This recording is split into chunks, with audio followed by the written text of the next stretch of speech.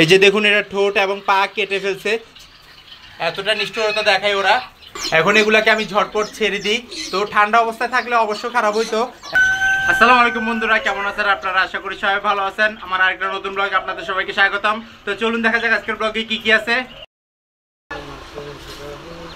তো আজকে ফুটে গেছে আমার এখানে গোল্ডেন স্যাব্রাইট এবং টাইগার মুরগির বাচ্চা। এখানে আছে সিলভার স্যাব্রাইট, গোল্ডেন স্যাব্রাইটের বাচ্চা। সিলভার স্যাব্রাইট যেগুলা ওগুলা দেখায় আপনাদেরকে। সিলভার স্যাব্রাইটের মাথা হবে যে সাদা কালার, এই যে দেখুন সাদা কালার দেখা যাচ্ছে মাশাল্লাহ। আর এখানে টাইগার মুরগির বাচ্চা 2 পিস ফুটছে, 2 পিস ডিম দিয়েছি আল্লাহর মধ্যে, 2 পিসই ফুটছে মাশাল্লাহ। আর গোল্ডেন স্যাব্রাইটের বাচ্চা কোনটা সেটা দেখায় আপনাদেরকে। আরেকটা ইউনিক বাচ্চা আছে সেটাও দেখাবো। গোল্ডেন স্যাব্রাইটের বাচ্চা খুঁজে পাচ্ছি না। এই যে দেখুন এটা হচ্ছে যে গোল্ডেন স্যাব্রাইটের বাচ্চা, এটা হচ্ছে যে গোল্ডেন কালার। তো যখনই বাচ্চা ফুটে তখনই বুঝে যায় কোনটা কোন বাচ্চা। এটা গোল্ডেন কালার আর এটা হচ্ছে যে হোয়াইট কালার। দুটোটা ডিফারেন্ট কেমন বুঝতে পারছেন। আর একটা ইউনিক বাচ্চা যেটা বলছি সেটা হচ্ছে যে তিতিরের বাচ্চা। তিতিরের বাচ্চা এটা হচ্ছে যে আমার ঘরের বাচ্চা। আমি একটা ডিম দিছি, একটা ডিমই ফুটছে মাশাল্লাহ। তো এইবার 7টা ডিম দিব ইনশাল্লাহ, ওইটা ফুটবে আল্লাহর রহমতে। দেখুন বাঘা রঙের কত কিউট বাচ্চাটা। তো এটা তিতির মুরগি, আবার অনেকে চায়না মুরগিও বলে। তো রাতের দিকে কিছু বাচ্চা ফুটছে যেগুলো আমি আপনাদেরকে দেখাইতে পারি নাই, সেটা হচ্ছে যে এইটা। তো ব্রাহ্মা মুরগির বাচ্চাগুলো আমি দিছিলাম কিন্তু ডিম ফুটে নাই। দেখুন এটা হবে যে কফি কালার। তো এটা সকালের দিকে পাইছি, সেজন্য ইনকিউবেটর থেকে বুডিংয়ে নিয়ে যাব না। আর যতগুলো আছে সবগুলো বুডিংয়ে নিয়ে যাব, যেগুলো ফুরফুরে হয়ে গেছে। তিতিরের বাচ্চাটাও রেখে যাব এখানে, এটা সকালের দিকে ফুটছে। তা আমি বিশ্বাসই করতে পারি না যে আমার এখান থেকে যে বাচ্চাগুলা ডিমটা বসাইছি ওইটা থেকে বাচ্চাগুলো ফুটবে। দেখুন কত সুন্দর মাশাল্লাহ। তা আমি ওর মাঝখানে কিছু ডিম এনে তারপর ইনকিউবেটর ফুটেছি, ওইটা অবশ্য বেশি ফুটে নাই। নিষ্ঠুরতার কাছে হেরে যাচ্ছে আমার সাহায্যটা। দেখুন কত সুন্দরভাবে আমি এটাকে বারবার একটা বক্সের মধ্যে উঠাই দিই। লাস্টবার যে 3টা বাচ্চা দেখাইছিলাম আপনাদেরকে, এই যে দেখুন এই বক্সের মধ্যে 3টা বাচ্চা দেখাইছিলাম। এখান থেকে একটা বাচ্চাকে ফেলে দিচ্ছে বারবার। তো এই বাচ্চাটা কোথায় রাখবো সেটা নিয়ে সন্দেহ আছে আমি। তো এইখানে রাখা যাবে না, অন্য একটা বক্স খুঁজতে হবে যেখানে বাচ্চা ফুটতেছে মাত্র এবং বাচ্চাগুলো বড় হয়েছে, খাবার দাবার খাওয়াইতে পারবে, ওইরকম সিস্টেম করে রাখতে হবে যেন বাচ্চাটা খুবই ভালো মতো থাকে। 2-1 আমি উঠাই দিছি, তারপরও ফেলে দিছি এটাকে। তো জামা পাখির নিষ্ঠুরতা এমন। এই যে দেখুন এটা ঠোঁট এবং পা কেটে ফেলছে, এতটা নিষ্ঠুরতা দেখায় ওরা। তো ঝুড়িতে করে নিয়ে আসছি রসগোল্লাগুলা। দেখুন কত সুন্দর রসগোল্লা। তো এখানে আছে যে 2, 4, 6, 8, 10, 12, 20 পিস মুরগির বাচ্চা, ফেন্সি মুরগির বাচ্চা, অনেক কিউট কিউট মাশাল্লাহ। এগুলোকে বুডিংয়ে ছেড়ে দিব, কোন বুডিংয়ে ছাড়তেছি সেটা দেখাবো।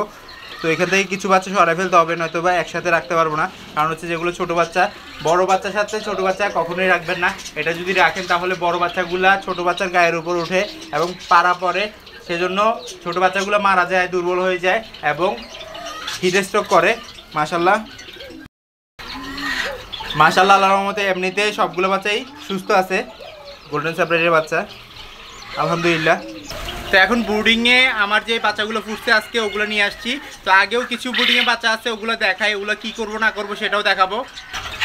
তো হচ্ছে আমার আগের ফেন্সিগুলো যেগুলো লাস্টবার ফুটাইছি, এগুলাকে আল্লাহর রহমতে এখন নিচে নিয়ে যাব। নিচে বলতে নিচে আরেকটা বোর্ডিং আছে, ওইখানে রাখবো। এখানে ওদের বেশি গরম লাগতেছে, তো 2-1 দিন ওইটার মধ্যে রাখবো ইনশাল্লাহ, ওইখান থেকেও চেঞ্জ করে ফেলবো।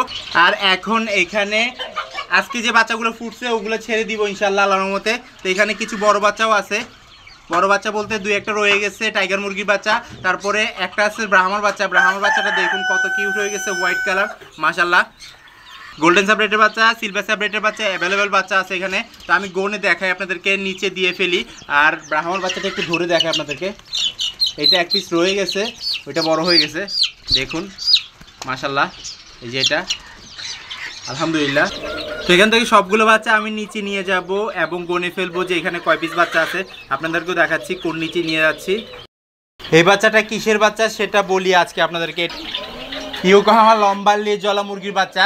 তো আমি যখন প্রথম বাচ্চাগুলো আনছিলাম ওগুলোর মধ্যে এরকম কালার একটা ছিল, অনেক সুন্দর কালার। এটার পিঠের দিক দিয়ে কালো দাগ এবং সাইডে দিয়ে সাদা দাগ, আর মাথার দিকেও কালো দাগ আছে, দেখতে অনেকটা ঈগল পাখির মতো মাশাল্লাহ।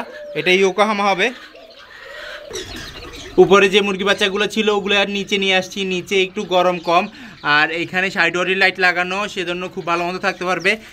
সকাল থেকে রাত পর্যন্ত গরম থাকে, এর পরবর্তীতে আবার ঠান্ডা হয়ে যায়। সেজন্য আমি সাইড ওয়ারি লাইটটা জ্বালায় রাখি, কারণ হচ্ছে যে ওদেরকে খুবই ভালো মতো রাখতে হয় সেন্সিটিভভাবে। একটু ঠান্ডা লাগলে অসুবিধা হয়ে যায়, খাবার দাবার কমায় ফেলে শুকায় যায়, আর শুকায় যাইতে যাইতে মারা পর্যন্ত যায়। সেজন্য আমি খুবই কেয়ার করে রাখি। আর ওদের জন্য যদি আপনি পারেন সাদা লাইট ভালো মতো সবসময় রাখা দরকার, 2 মাস পর্যন্ত, বড় হওয়া পর্যন্ত।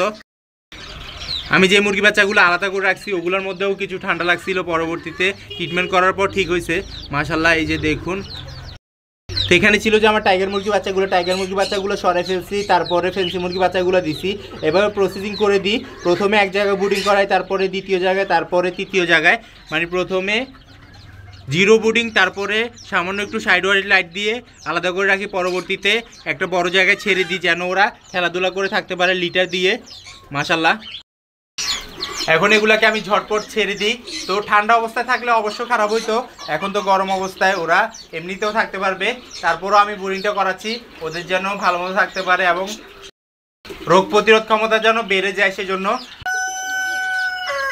তো ওদেরকে ছেড়ে দেওয়ার সাথে সাথে লাইটের নিচে চলে গেছে, খাবার খুঁজতেছে, কারণ হচ্ছে যে ওদের 24 ঘন্টা হয়ে গেছে অলরেডি সেজন্য। আর এখানে কালো বাচ্চা বেশি দেখা যাচ্ছে, কালো বাচ্চা যেগুলো আছে ওগুলো হচ্ছে গোল্ডেন সেপারেটের বাচ্চা। আর হোয়াইট ফেস যেগুলো আছে মানে মুখের ভিতরে হোয়াইট কালার, ওগুলো হচ্ছে যে সিলভার সেপারেটের বাচ্চা। জাপানিজ ব্যান্থামের সাথে শেরেমার সাথে দোনোটার সাথে পেয়ার করে আল্লাহর মতে বের হয়েছে। তো টাইগার মুরগির বাচ্চা দুইটাই আছে, 3টা ফুটছে, 2টা আনছি, তৃতীয় বাচ্চাটা আনবো না বলছি, আনি নাই। তো এখানেও সাইড ওয়ারি লাইট দেখি, যদি ওদের ঠান্ডা লাগে তাহলে আমি 100 ওয়ারি লাইটটা লাগাই দিব।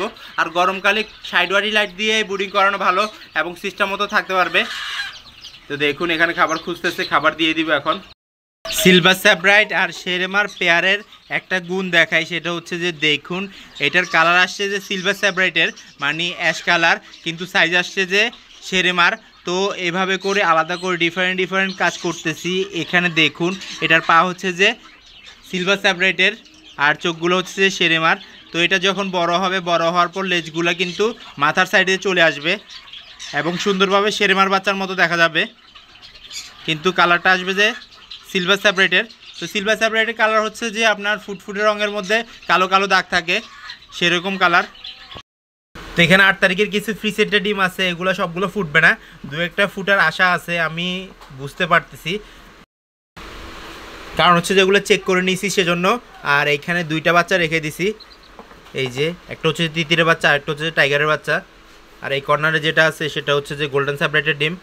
এগুলো কয়েকদিন পরেই ফুটে যাবে, এটাও খালি হয়ে যাবে, নতুন করে আবার ডিম বসাই দিব ইনশাল্লাহ। আমার ধারণা এখান থেকে সম্ভবত 4 থেকে 5টা ফুটবে ইনশাল্লাহ। তো আমার ভিডিও যদি ভালো থাকে লাইক কমেন্ট শেয়ার করবেন, যারা সাবস্ক্রাইব করেনি সাবস্ক্রাইব করে দিবেন, আর যারা সাবস্ক্রাইব করছেন তাদের অসংখ্য ধন্যবাদ। ইনশাআল্লাহ আবার দেখা যাবে নতুন কিছু নিয়ে। আল্লাহ যেন সবাইকে সুস্থ রাখে, সবাইকে বিপদ থেকে রক্ষা করে, এই দোয়া আজকে জেনেছি। আল্লাহ হাফেজ।